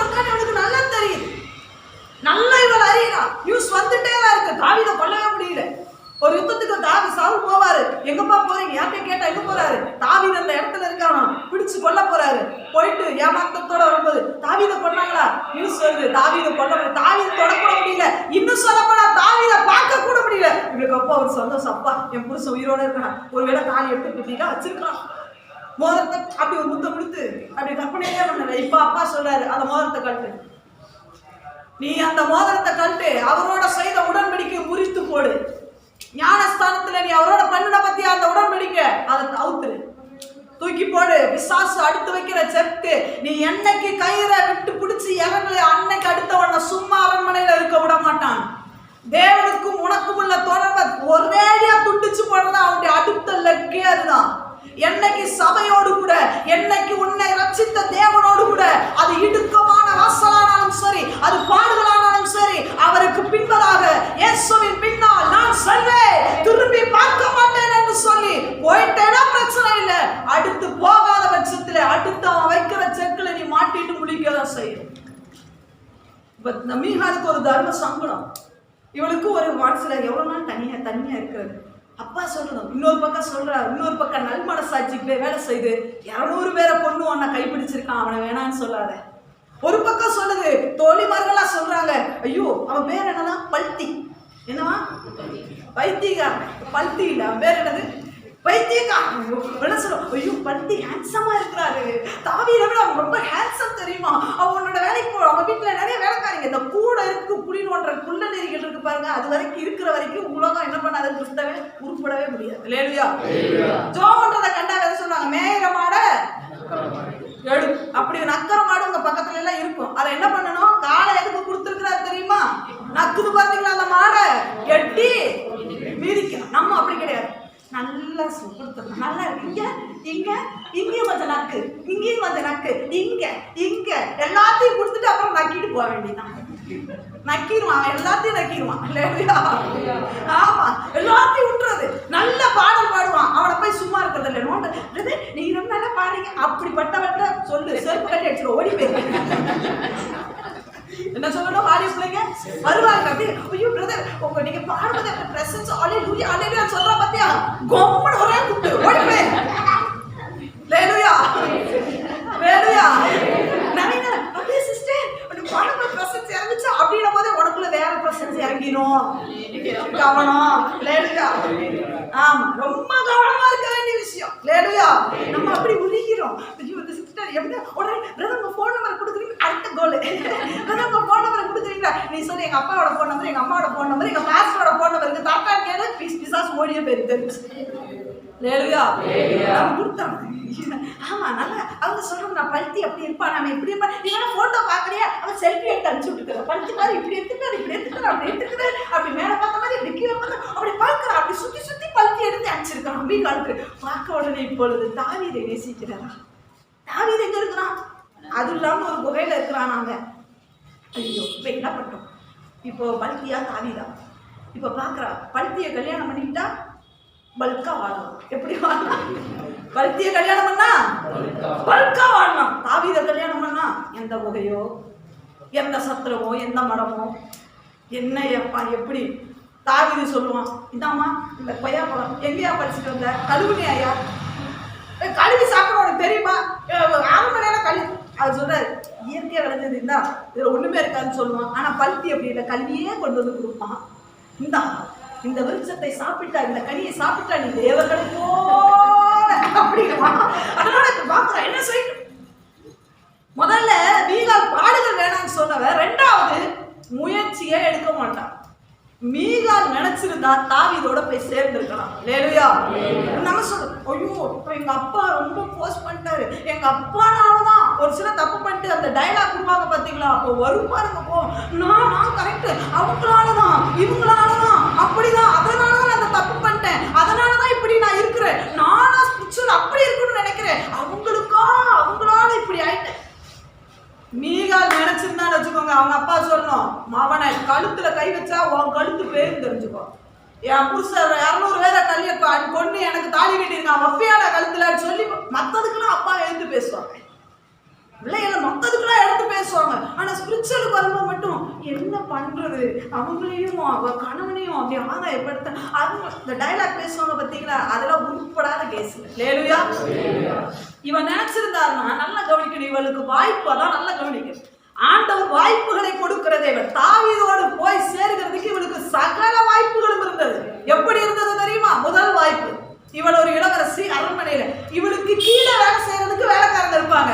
அந்த வேலைக்காரங்களை கூப்பிட்டு, எப்பா என்னை கொண்டு போய் தாவீது கிட்ட கொண்டு போய் சேர்த்துங்க, எவ்வளவு பணம்னாலும் உங்களுக்கு தரேன். சொல்ல முடியுமா? முடியாது. இவளுக்கு எல்லா வாய்ப்பு இருந்தது, வேலைக்காரங்க இருந்தாங்க, பணம் இருந்தது இவ கையில. ஆனா போகணுன்ற எண்ணம் இவளுக்கு இருந்தா தானே போக முடியும். இன்னும் இதை விட சுலபமா ஒரு வழி என்ன தெரியுமா? இவருடைய சகோதரன் யோனத்தான். யோனத்தானும் தாவீதும் எப்படி இருந்தார்களா? வாசிக்கலாம், இதுல கை வைத்து 1 சாமுவேல் புத்தகம் 26வது அதிகாரம் 23வது அதிகாரம் 16வது வசனத்தை வாசிக்கலாம். அப்பொழுது சவுலின் குமாரனாகிய யோனத்தான் எழுந்து காட்டில் இருக்கிற தாவீதின் இடத்தில் போய் தேவனுக்குள் அவன் அதுக்கு முன்னாடி 2 சாமுவேல் 1:26 2 சாமுவேல் 1:26 2 சாமுவேல். என் சகோதரனாகிய யோனத்தானே, என் சகோதரனாகிய யோனத்தானே, உனக்காக நான் வியாகுலப்படுகிறேன், நீ எனக்கு வெகு இன்பமாய் இருந்தாய். தாவீது சொல்லுகிறான், நீ எனக்கு வெகு இன்பமாய் இருந்தாய், உன் சிநேகம் ஆச்சரியமாய் இருந்தது. உன் சிநேகம் ஆச்சரியமாய் இருந்தது. ஸ்திரீகளின் சிநேகத்தை பார்க்கிலும் அதிகமாய் இருந்தது. பெண்கள் சிநேகத்தை காட்டிலும் நீ அதிகமான சிநேகம். அப்படி க்ளோஸ் ஃப்ரெண்ட்ஸ்ங்க.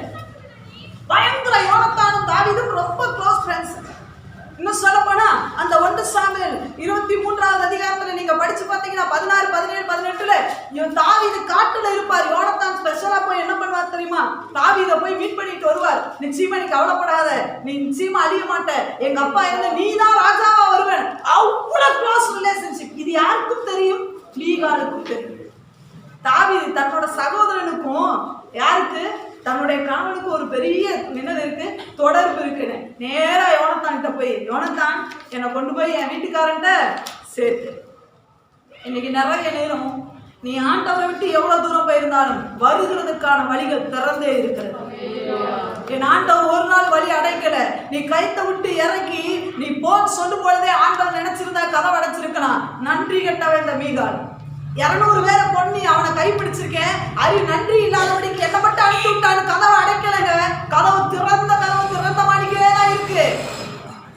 மீகாலுக்கு திறந்திருந்தது. யோனத்தான்ட்ட போய் கேட்டுருக்கலாம், யோனத்தான் அப்பா எனக்கு இன்னொரு கல்யாணம் பண்ணி வைக்கிறேன்னு சொல்றாருடா, தயவு செய்து என்னை கூட்டிட்டு போய் தாவீது கிட்ட விட்டு என்னை விட்டுறாத யோனத்தான் கதறி இருப்பானா?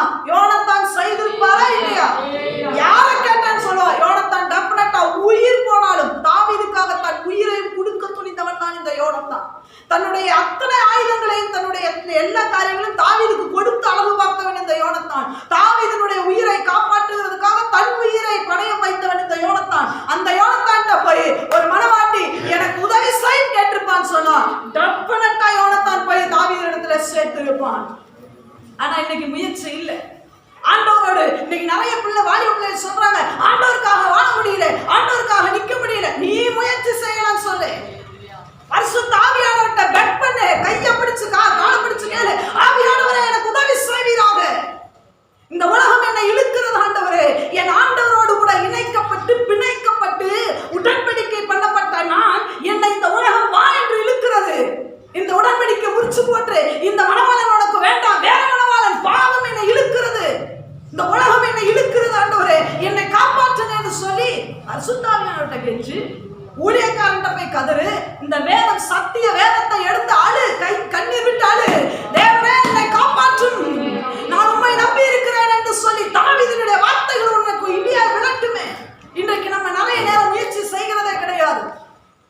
அந்த முயற்சியே மீகால்கிட்ட இல்லாம போயிடுச்சுங்க. கொஞ்சமே முயற்சி எடுத்து ஒரு ஸ்டெப் எடுத்து வைக்கட்டும். நீங்க இதே அபிகாயில்கிட்ட போய் பாருங்க, அவர் பாருங்க தாவீது வர்றான்னு தெரிஞ்ச உடனே வேலைக்காரங்களை கேதர் பண்றார். நீ போய் தாவீது யுத்தத்துக்கு வரக்கூடாது, ஓடு. ஒரு சாதாரண ஒரு பெண்மணி, ஒரு வசதி படைத்த ஒரு பெண்மணியே அவளுக்கு சொல் பேச்சு கேட்க ஒரு வேலைக்காரங்க இருக்கிறாங்களே. மீகாலுக்கு நிறைய வேலைக்காரர்கள் இருந்தார்கள், ஆனா மீகால் யூஸ் பண்ணல. காரணம் என்ன தெரியுமா? அதான் சொல்லிட்டேனே, இவள் தாவீதை உண்மையாக நேசிக்கவே கிடையாது.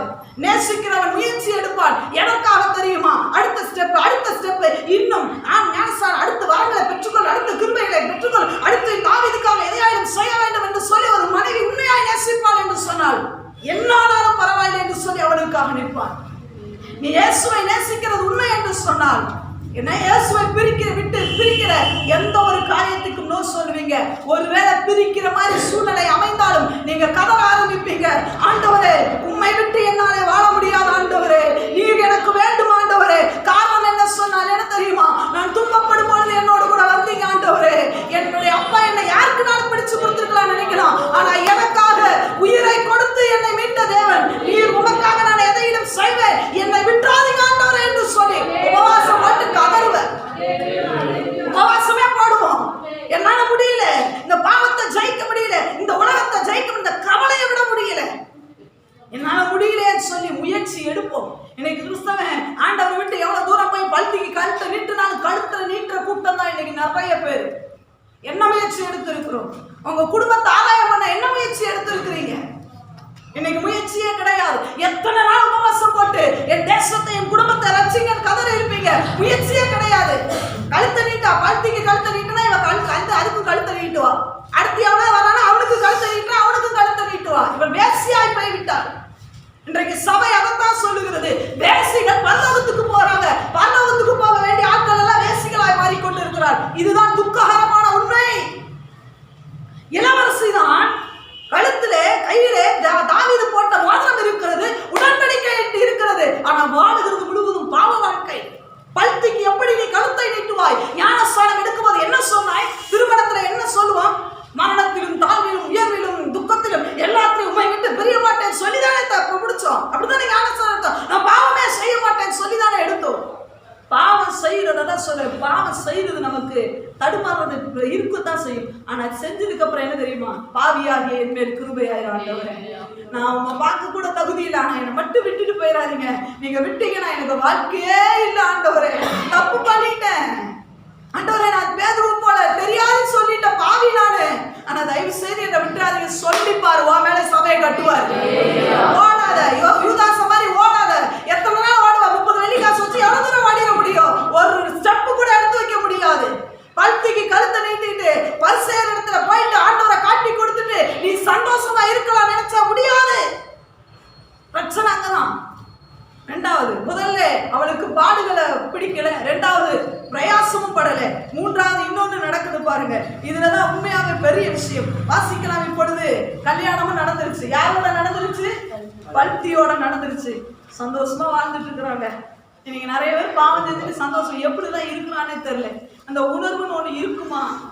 இந்த தாவீது கொஞ்சமே, தாவீது செத்து போயிருந்தா கூட பரவாயில்லைங்க, தாவீது உயிரோட தான் இருக்கிறார். அவருக்கு கேள்விப்பட்ட அதான் சொன்னேனே, நீ கைத்தை விட்டு தாவீதை இறக்கிட்டு அரண்மனையில நிற்கும் போதே அவர் உடஞ்சிட்டாரு பாதி. அடுத்து உனக்கு கல்யாணம்னு இருந்தா நீங்க யோசிச்சு பாருங்க, உண்மையாவே இதை முடிக்க முடியல.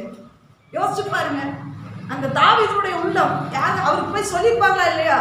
மீகாலுக்கு கல்யாணம் அதிலே போட்டிருக்கு, தாவீது சவுல் தாவீதின் மனைவியாகிய மீகாலைன்னு போட்டிருக்கு. உங்க மனைவிக்கு கல்யாணம். அவன் எப்படி இருந்திருக்கும் நீங்க நினைக்கிறீங்க? அவன் எவ்வளவு முறையிட்டு இருப்பான் ஆண்டவர்கிட்ட, ஆண்டவரே நான் அவளை என்ன குறை வச்சேன் ஆண்டவரே.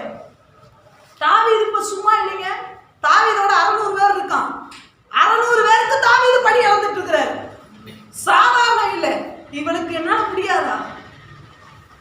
தாவீது கண்ணீர் வடிக்கிறான். ஆண்டவரே, மீகாலுக்கு தாவீதை பத்தி கேரே இல்லை, ஒரு கவலை கூட இல்ல. இன்னைக்கு நிறைய பேர் அப்படிதான் பாவத்தை பண்ணிட்டு கவலை இல்லாம அப்படி துடியாரமா உட்கார்ந்து வாழ்ந்துட்டு இருக்கோம். உன் மோதிரத்தை ஆண்டவரோட போட்ட மோதிரத்தை கட்டியாச்சு, விட்டு கொடுத்தாச்சு, ஜாலியா இருக்கிறான், சந்தோஷமா இருக்கிறான். ஆனாலும் என் தேவனுடைய அன்பு பெரியது. ஆமென் சொல்லுங்க. நடந்தது என்ன வாசிக்கலாம். 2 சாமுவேல் புத்தகம் 3வது அதிகாரம். இப்பொழுது சவுல் இறந்து விட்டார். இறந்த உடனே தாவீதுக்கு ராஜ்யபாரம் வந்து விட்டது.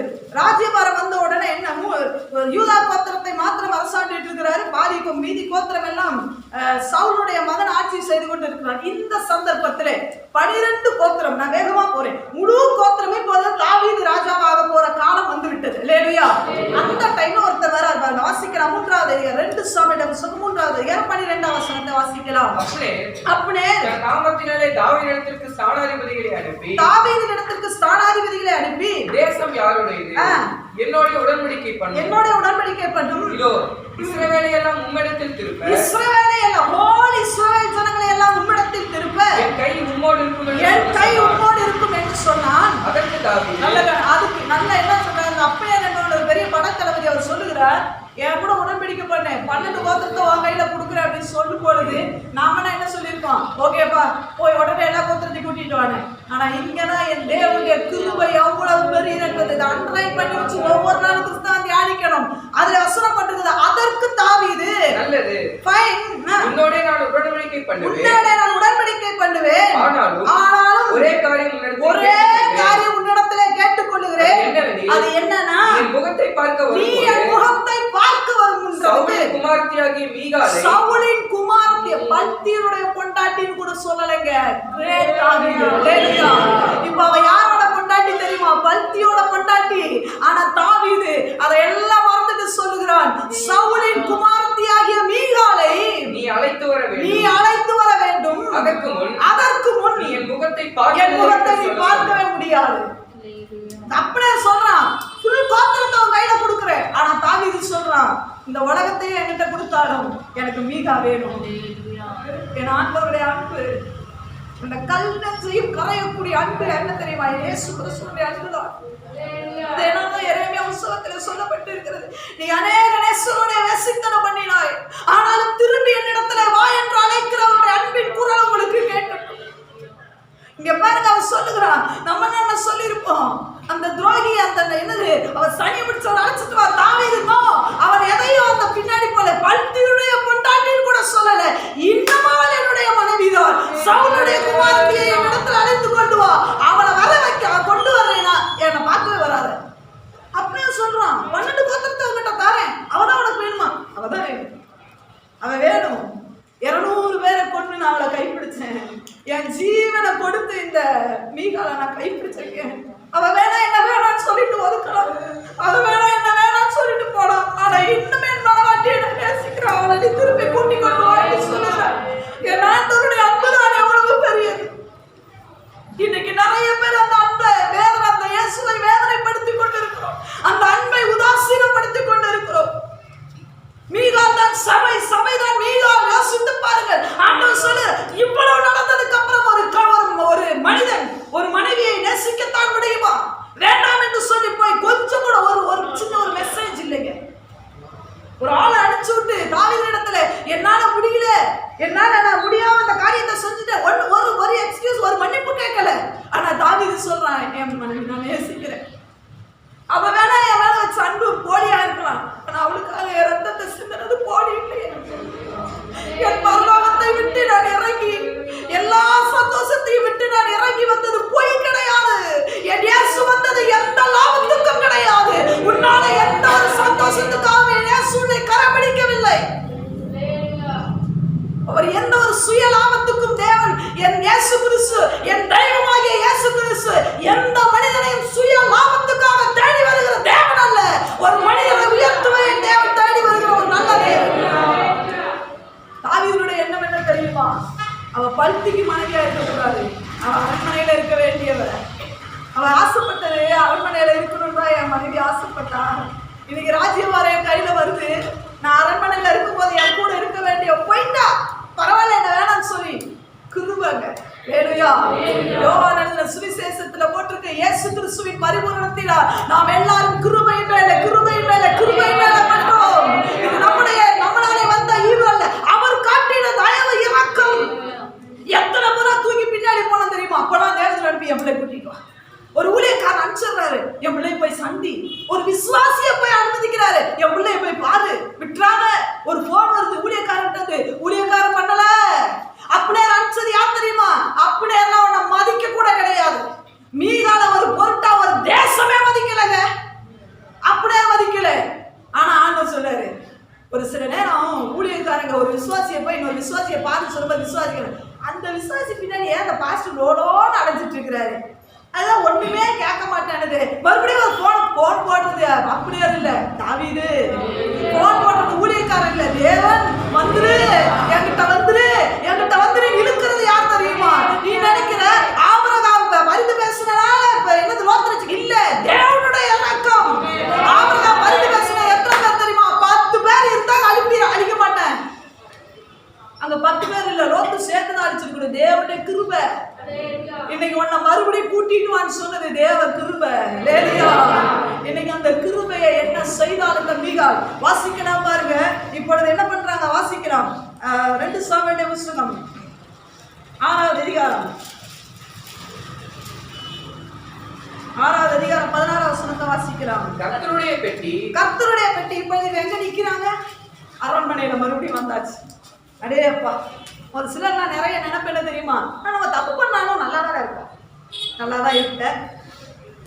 ஏன்னா ஆண்டோடைய கிருபை சாதாரணம் கிடையாது, ஆண்டோடைய கிருபை. இப்ப மீகால் எங்க இருக்காங்க? பல்ட்டியை விட்டு பல்ட்டி அழுகிட்டே வரான் பின்னாடி, ஐயோ ஐயோன்னு அழுகிட்டே வரான்.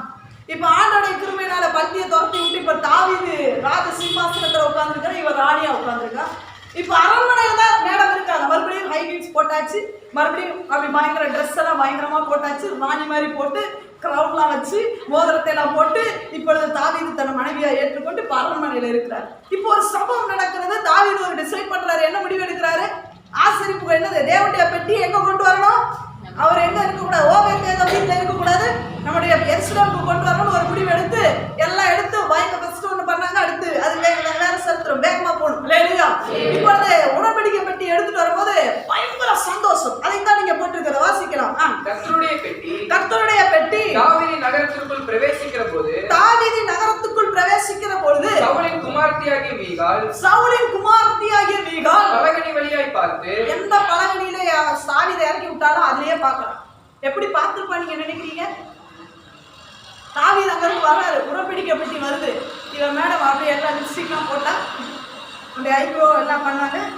மேடம் மேலே போட வேண்டியது கீழே போட வேண்டியது எல்லாம் சென்ட்டு பிசுன்னு அடிச்சுக்கிட்டா, நல்லா ட்ரெஸ் பண்ணிட்டு ஒன்றுமே பண்ணாதவ மாதிரியும் இவன் தப்பே பண்ணாத மாதிரி அப்படி நிற்கிறான், அரண்மனையில் நிற்கிறான். அவளோட ஸ்டைல் இப்போ மாறிச்சு. ஏன்னா நான் யார் தெரியுமா, தாவீதோட மாதிரி.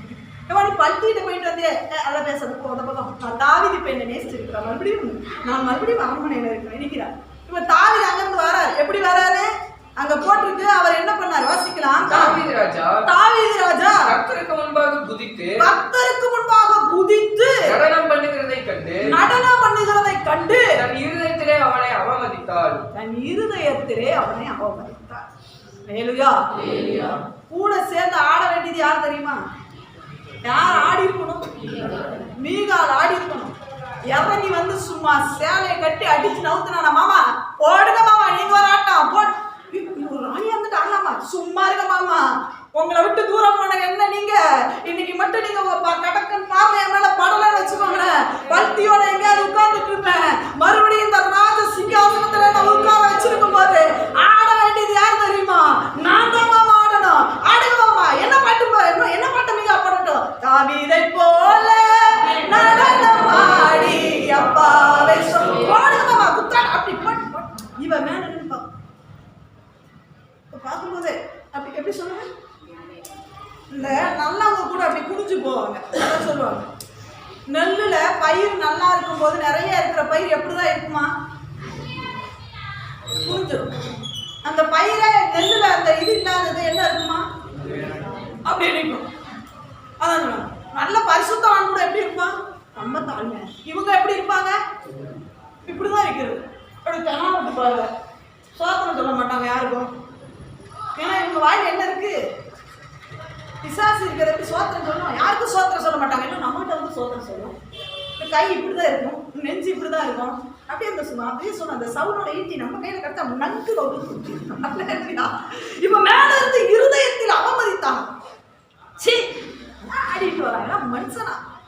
அப்படியே விட்டுருந்தா கூட பரவாயில்லைங்க. என்ன பண்ணிட்டா பாருங்க, 20வது வசனத்தை வாசிக்கிறான். தாவீது அவர் ஆடி பாடி எல்லாம் கூடாரத்தை கொண்டே வச்சுட்டார், உடன்படிக்கை பண்ணி வச்சுட்டு தன் வீட்டாரை ஆசீர்வதிக்க திருப்பும் போது சவுலின் குமாரத்தியாகிய மீகால், நல்ல கவனிக்கணும், எல்லாம் குடும்பம் எல்லாம் சுத்தி நிக்குது. என்ன குடும்பத்தை ஆசீர்வதிக்கிறதுக்கு நிக்கிறார். இப்ப சகல ஜனங்களே ஆசீர்வதிச்சு எல்லா வீட்டுக்கு போங்கப்பா அப்படின்னு சொல்லிட்டார். இப்ப ஃபேமிலி ஆசீர்வதிக்க திரும்ப அந்த மேடம் வராங்க, டக்கு டக்கு டக்குன்னு ஹை ஹீல்ஸ் போட்டு வராங்க.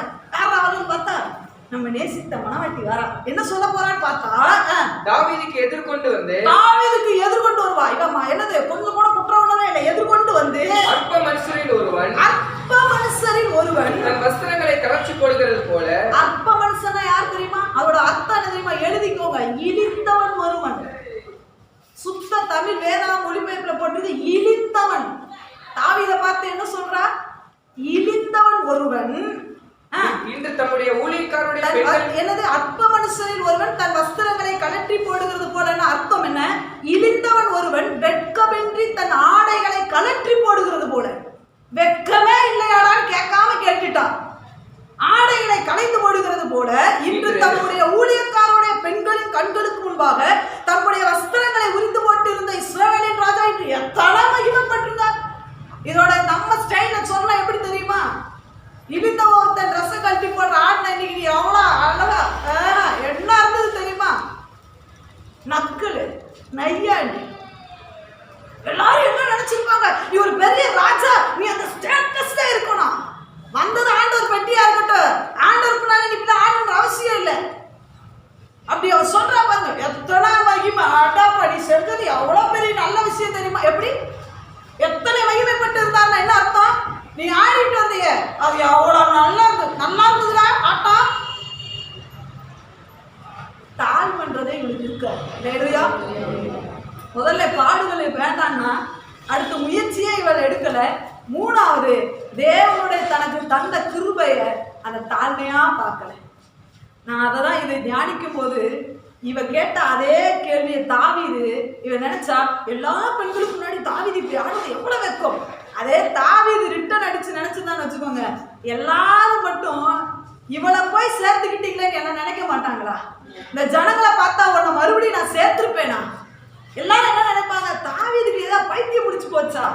வேற பொண்ணே இல்லையா? பல்தி கூட போய் எத்தனை காலம் வாழ்ந்துட்டு வந்த இவளை போய் தாவீது மறுபடியும் அரண்மனையில ஏத்தி வாடா பாருங்க. தாவீது ஆராதனை பண்றான், ஆராதனைக்கு வர மாட்டான். மறுபடியும் ஜீவனை கொடுத்திருக்கான், ஜெபம் பண்ண மாட்டான். மறுபடியும் உயிர் பிச்சை கொடுத்திருக்கான், பைபிளை படிக்க மாட்டான். ஆனாலும் அவளை நேசிக்கிறாராம். எல்லாரும் சொல்றதை கேட்டா உன்னை கைப்பிடிச்சிருக்க மாட்டேன் மறுபடியும். நீ நினைக்கிறிய எல்லாரும் என்ன நினைப்பாங்கன்னு நினைக்கிறீங்க பாத்தீங்களா? நான் மட்டும் இப்படி பண்ணுனா எல்லாரும் என்ன நினைப்பாங்க? நான் இதை செஞ்சுட்டா என் குடும்பம் எல்லாம் என்ன நினைக்கும்? என்ன குடும்பம் உன்னை வேலை அன்னைக்கே உன் குடும்பத்தை எல்லாரும் என்ன நினைப்பாங்க நினைச்சா இன்னைக்கு நீ இல்லைன்றது உண்மை.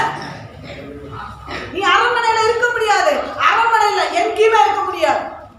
தாவீது என்ன தெரியுமா சொல்லியிருப்பாங்க? ஓ சொத்து பல்தியோட வாழ்ந்துட்டு போட்டு தள்ளுட. எவ்வளவு நாள் ஆகும் நீங்க நினைக்கிறீங்க போட்டு தள்ள? நோ, உன்னை போட்டு தள்ளாதது முதல் விஷயம். ரெண்டாவது, உன்னை பல்தி கூட இல்லாம மறுபடியும் அரண்மனையில தூக்கி வச்சிருக்கிற நீ ஆண்டவரை ஏளனமா தான் பார்ப்பேன்.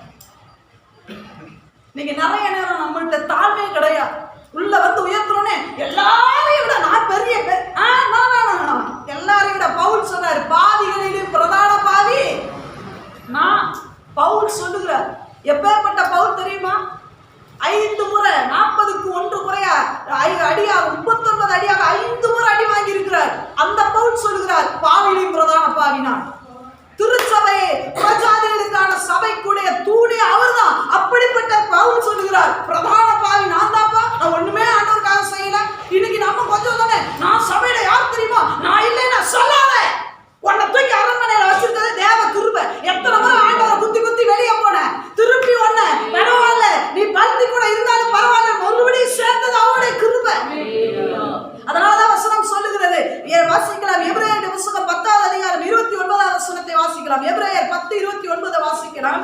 மோசேயினுடைய பிரமாணத்தை தள்ளுகிறவன் இரக்கம் பெறாமல் 2-3 சாட்சிகளின் வாக்கினாலே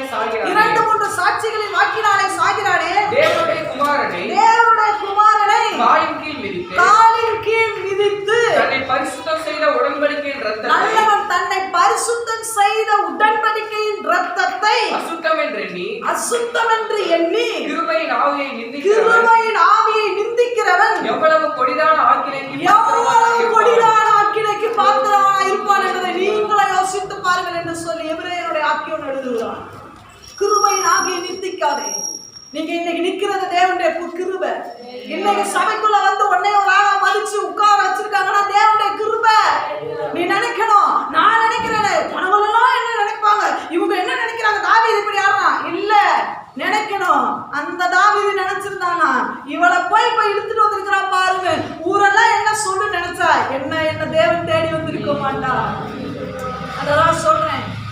உங்களுடைய பர்சனல் மேட்டர் உங்களுக்கும் ஆண்டவருக்கு நல்லா தெரியும்.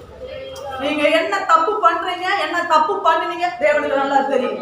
ஆனா மறுபடியும் ஒரு தடவை நான் போட்டுட்டேன், கை பிடிச்சிட்டேன், இவன் வேண்டான்னு ஒதுக்கி போனது என்னமோ உண்மைதான். ஆனா மறுபடியும் கூப்பிட்டு யார் என்ன சொன்னாலும் இவன் என் மனவாட்டின்னு கூப்பிட்டு வந்த அந்த கிருபை நாவியை நிந்திக்கிறேன். இந்த தாழ்மை தேவனுடைய சமத்து வரும்போது நான் பாவிதான் ஆண்டவரே, இது உங்களால கொடுக்கப்பட்ட ஈவு ஆண்டவரே, நான் முயற்சியாவது நான் பண்ணல ஆண்டவரே, நான் உமக்காக இறங்கி ஒரு பாடுகளை கூட நான் படணும்னு நான் இதுவரைக்கும் என்ன பாடப்பட்டிருக்கோம் நீங்க நினைக்கிறீங்க? ஒரு பாடுபடல. மிஷனரிகள் மார்கள் பட்ட ஒரு பாடம் இன்னைக்கு நம்ம படலைங்க. இன்றைக்கு நம்ம சுகமா வாழ்ந்து கொண்டு இருக்கிறோம். அவங்களுடைய ரத்தத்தின் மேல கட்டப்பட்ட சபையில சுகமா உட்கார்ந்து இருக்கிறோம். ஒரு பாடுகளும் படல.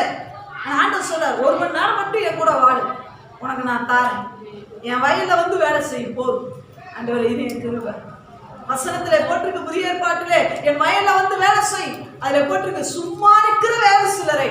நாம அப்படிதாங்க இருந்தோம், ஒண்ணுமே இல்லாம வெட்டியா கிடந்தோம். நம்மளையும் பார்த்து என் வயக்காட்டுக்கு வா, வேலை செய்யவா, உனக்கு நான் தாரே, பரலோகத்தை தாரேன்னு கூப்பி அழைச்சு அவரே வந்தாரு 1 மணி நேரம் வேலை செய்ய. கடைசி காலத்துல இருக்கிறோம். கடைசி நிமிடங்களில் இருக்கிற சபையே, திருச்சபையே, என் தேவனுக்காக நான் வாழ்வேன். அரண்மனையில இல்ல, அவர் இறங்கி நிக்கிற இடத்துல முதல்ல போகாத நீ அந்த வாய்ப்பை கப்புன்னு பிடிச்சுக்கோ. முதல்ல நான் கையில விட்டுட்டேன், இப்ப அவர் இறங்கி அரண்மனையில தானே ஆடுறாரு. ஆடுவேன் நான் என் தேவனோடு கூட, என் தேவனுக்காக நான் எதையும் செய்வேன். இறங்கி இருந்தேனா என் தேவன். அதுல போட்டிருக்கு வசனத்துல, அந்த 2 சாமியோட புத்தகத்திலே கடைசியில 6வது அதிகாரத்துல போட்டிருக்கு, இதனால் மீகாலுக்கு கடைசி வரைக்கும் பிள்ளை இல்லாமல் இருக்கு. மீகால் ராணியாகவே முடியல, மீகாலுடைய பிள்ளை அரசனாக முடியல. அரண்மனையில தான் இருந்தா, ஆனா ரிஜெக்டட் பீஸ், தள்ளப்பட்டுட்டா, பிள்ளை இல்லை. காரணம் என்ன தெரியுமா? முயற்சியே எதுவும் இல்லை. ஆண்டவருக்காக வாழணுன்ற எண்ணமே இல்லை, இறங்கணுன்ற எண்ணமே கிடையாதுங்க. எப்படி ஆண்டவர் அழகுனா பிள்ளையே இல்லை, முடிஞ்சு போச்சு, விட்டுட்டான். தாவீது விட்டுட்டான். ஒண்ணுமே இல்லாத உரியாவின் மனைவி தூக்கி ஆண்டவர் மேல வச்சுட்டார். அது வேற காரியமா இருந்தாலும் நீ இருக்கிற இடத்தை யாருக்கு விட்டு கொடுக்காத. உன்னை மறுபடியும் அத்தனை தப்பு பண்ணாலும் ரிட்டன் அடிச்சு உன்னை உட்கார வச்சிருக்கிறான்னா, பல்த்தி கூட வாழக்கூடாது, என் பிள்ளை பரலோக வாசி என்று சொல்லி திருப்பி கொண்டு வந்தது தேவனுடைய கிருபை. அந்த கிருபையை பற்றி பிடிச்சு இனி ஆண்டவர் ஆடுனாரா, ஆடுவேன் நானும். ஆண்டவர் ஜோமனை சொல்றாரா, ஜோமனுவேன் நானும். ஆண்டவர் வேகத்தை படி சொல்றார், அது பண்ணுவேன். என்ன வந்தாலும் இனி வாழ்க்கை தாவீதோடு கூட. இனி ஒரு வாழ்வு இல்லை நீங்க இல்லாம. இனி எனக்கு என்ன ஒண்ணுமே இல்லை, நீங்க இல்லாம எனக்கு ஒண்ணுமே. உங்க சமூகம் தான் எனக்கு ஆண்டவரே, எனக்கு சந்தோஷம் ஆண்டவரே. சொல்ல முடியுமா? நீங்க இல்லாம எனக்கு ஒரு வாழ்வு இல்லை ஆண்டவரே. தாவீதை மேல ஏறி உட்கார வச்சுட்டு, தாவீதே நீங்க அழைச்சிட்டீங்க, இந்த காலி எனக்கா எவ்வளவோ பாடுபட்டுச்சு, நீங்க மேல ஏறி உட்காருங்க, நான் ஆடுற பாருங்க ஆட்டோட. ஆடி இருந்தானா தாவீதோட பிள்ளை தாங்க அரசாட்சியில வந்துருக்கோம். மீகாலுடைய பிள்ளைங்க அரசாட்சியில வந்து உட்கார்ந்துருப்பான். மீகால் இளவரசி என்ற பட்டத்தை விட ராணி என்ற பட்டத்தை பெற்று இருப்பாங்க. விட்டுட்டாங்க. நேருயா. காரணம் என்ன தெரியுமா? விட்ட கயிறு விட்டுக்கிட்டே போயிடுச்சு. அதான் அந்த கயிறை இன்னைக்கு ஆண்டவர் சொல்றேன், நான் இன்னைக்கும் மீகாலை போல நான் உங்களை நேசிக்கிறேன். தாவீது எப்படி மீகாலை நேசித்தாரோ அதை விட பல ஆயிரம் கோடி மடங்கு இயேசு உங்களை நேசிக்கிறார். வாய்ப்பை கொடுத்துக்கிட்டே இருக்கிறார். நீ தப்பு பண்றது உண்மைதான், ஆனாலும் யார் என்ன சொல்றா, பிசாசு வேலை சொல்றா, இவளுக்காக போய் மறுவாழ்வு கொடுக்குறீங்க. பல்த்தி கூட எப்படி இருந்தா தெரியுமா? அவன் அழகா சொல்லுவான் தெரியுமா உங்களுக்கு? உண்மையா இல்லையா? கணவன் மனைவிகளுக்கு நல்லா அந்த விஷயம் தெரியும். இவளையா போய் மறுபடியும் கூப்பிடுற? அட நீ போயிட்ட, அவ பல்த்தி கூட அவ்வளவு இருந்தா, கொஞ்சம் கூட நீ இல்லாத கவலையே அவளுக்கு இல்லடா. அவ்வளவு நல்லா அவன் கூட வாழ்ந்தா. நீ காடு காடா மேடு மேடா சுத்துன, அப்பெல்லாம் அவன் கூட வரல. இன்னைக்கு உனக்கு சொத்து நிறைய வந்துச்சுன்னு வர்றாடா, அவளை சேர்த்துக்காத சொல்லுவாங்களா இல்லையா பிரதர்? சொல்லுங்க. ஒரு ஆண்மகனுக்கு ஒரு ஃப்ரெண்டு சொல்ல மாட்டான், அப்படிதான். எதிரி சொல்ல மாட்டான், இவனுக்கு மூளை கட்டு போயிடுச்சு, அவளை போய் பிடிச்சிருக்கா பாரு.